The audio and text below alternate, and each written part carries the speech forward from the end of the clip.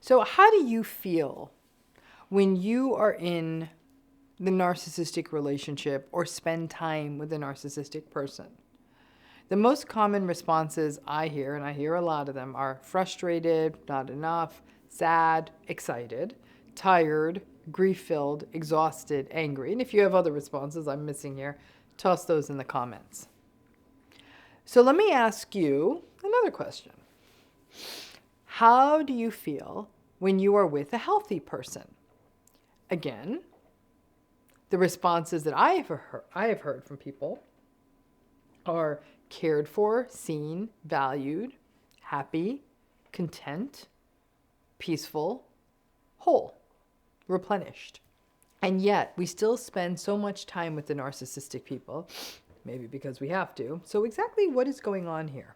I wish I could remember what I was watching recently. It was on in the background, but there was a character in the program or the movie referring to the narcissistic character as meager, and how they made other people around them feel meager. And that word caught me, meager. It's a good word. Meager means lacking, insufficient, not enough. And that stuck with me, meager. It hit me because narcissistic people project their undesirable parts on other people all the time. It's a key dynamic in this relation, in this personality. And maybe that was it. The meagerness of the narcissistic person is projected outward. And we are all left feeling more empty in their presence, because that is what the narcissistic personality, sadly, is at its core. The emptiness, they feel emptiness, right? And the emptiness of the narcissistic person only works if we feel empty too, right? So as a result, these relationships over time empty us out. They hollow us out. And then when we are feeling as empty as them, it works. And that sucks, but it's true. If you are in one of these relationships and you feel full and you have a solid, substantial sense of self and authentic and whole, that's not going to work in these relationships. And any of you who met a narcissistic relationship when you were in adulthood, let's say you met them when you were at the top of your game, you look back and you recognize that the only way the relationship would have worked is if you kept giving up on yourself. So the more time you spent in it, you got emptied out. Their emptiness, their meagerness, meant that it only worked if you were actually sort of mirroring back their emptiness. On the outside, you may have still kept the appearance of competence in the world, for example, succeeding at work, running a household, but your shell had to be empty for the relationship to work, or they would empty it. Now, even as a child, if you gained some competence, for example, you did well in school, or you achieved something, or you just felt good about something you created, either this created some sort of strange sense of competition with your narcissistic parent, or more likely, they just couldn't be bothered with it because it didn't serve them, and you had to be careful to only shine in a way that worked for that parent. If you had opportunities, for example, outside of the parent to feel more whole and good, those would be emptied out by that parent. It's as though we only work in these families if we remain empty. And the emptiness is all that's projected at you, that meagerness, right? These relationships are really sort of sadly designed to leave us feeling incompetent, stupid, insecure, confused, not enough, and objectified. We are not seen as whole, separate human beings, but rather as objects that fulfill what the narcissistic person needs, and that's it. Even the good parts of us. Those good parts may only be seen by the narcissistic person as being there to make them look good. So in a way, they take those good parts and run with them in a manner that works for them only. They're not ours. And if the good parts of ourselves are experienced as a threat by them, well, then that's not going to work for them either. Empty basically begets more empty. Because that's the issue. For all the charm, charisma, confidence, and swagger of the narcissistic person, They are empty inside. And that is the problem. That insecurity, that shame, that sense of hollowness. There's an unsettled quality. It goes back to the vampire metaphor that so many people use. That people who are in these relationships feel emptied out.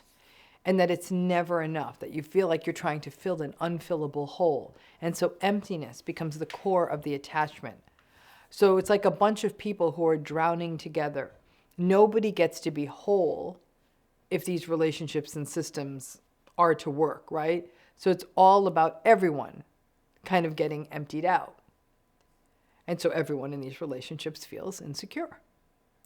And you can contrast this, though, to how you feel when you've spent time with a healthy person. You feel seen, heard, valued, you feel whole. You feel as though your separate self is fine, your reality is fine, and quite lovable, frankly. You know the difference. Because healthy people are whole inside too. That's not to say that healthy people don't have their own demons or insecurities or fears or stresses. Of course they do, but you can have those things and still feel whole inside. Healthy people know who they are and they can hold space for other people. Other people aren't a threat in that way. They can hold that space through empathy, compassion, kindness, attunement, warmth, and goodness. We don't feel as though we had to empty ourselves out to be in an interaction with a healthy person. And we leave these interactions with them as feeling full, and perhaps even more full than we first entered the interaction. So often we start to believe that the emptiness we feel after being in a narcissistic relationship is an us thing, that we are responsible for this feeling, that in fact we are empty and that we're not enough. If you grew up with a narcissistic parent or parents, emptiness was kind of the sort of family tie. Nobody gets to be full. Everyone gets to carry the narcissistic person's shame and emptiness. So everyone is feeling insecure and is forever on a quest to be seen and loved and heard. And that's going to happen at best inconsistently. And so everyone in the family keeps trying harder and harder. And it's as though you never just get to take a deep breath and relax, because that would be unsafe. You have to be vigilant. You always have to be trying in these relationships. But it's not a you thing. To create that attachment, we carry the narcissistic shame, and we also carry the narcissistic emptiness. And we think we're the ones who are empty. And we think of ourselves as depressed and hollowed out, and that we have nothing inside of us. Folks, if you don't eat, you're hungry. And if you're never with soul-filling people, your soul is hungry. And we don't just fill ourselves through relationships. We fill ourselves through meaning and purpose and knowing who we are and being in the world and staying in the moment and being present. All of that fills us too. In fact, it is risky to look to others to be the primary font of what fills us. We should be able to do that for ourselves. But the more you have to interact with narcissistic relationships, the more emptied out you feel, more meager, because that's how these relationships work. And as you heal and become more full and whole and more clear on who you are and what you're about and your sense of self, well, that's not going to work in these relationships, and you're going to sense that friction. And while it's not as deliberate as a narcissistic person looking at you and saying, "Ugh, look at you all having this real sense of self, I'm going to dismantle it," it's not what's happening.